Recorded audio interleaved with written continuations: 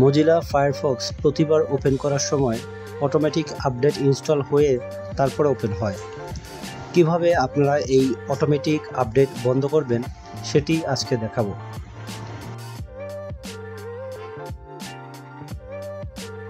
সর্বপ্রথম আমরা স্টার্ট মেনুতে ক্লিক করে এখানে লিখব REGEDIT অর্থাৎ রেজিস্ট্রি এডিট। তারপর এটি ওপেন করব। রেজিস্ট্রি এডিট ওপেন করার পরে আমরা HK লোকাল মেশিনে ক্লিক করে এখান থেকে সফটওয়্যারে ক্লিক করব। তারপরে পলিসিতে ক্লিক করব।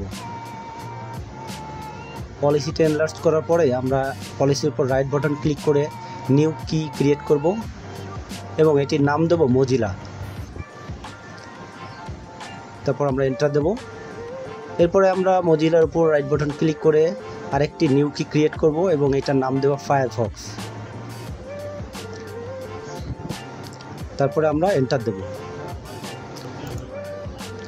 এরপর আমরা ফায়ারফক্সের উপর রাইট বাটন ক্লিক করে নিউতে ক্লিক করে DWORD 32-bit ভ্যালু ক্রিয়েট করব এবং এটার নাম দেব ডিসেবল অ্যাপ আপডেট।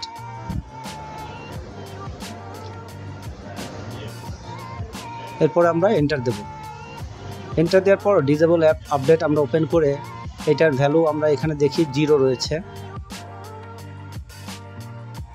এখানে আমরা 0 মুছে দিয়ে এখানে 1 দেব এবং ওকে দেব।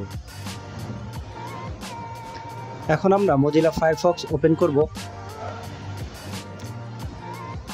এবার এখান থেকে মেনুতে যে হেল্পে ক্লিক করে অ্যাবাউট ফায়ারফক্সে ক্লিক করে দেখুন এখানে আমাদের update disable by your organization. এরপর থেকে আপনাদের মোজিলা ফায়ারফক্স আর কখনো অটোমেটিক আপডেট হবে না। সবাইকে ধন্যবাদ।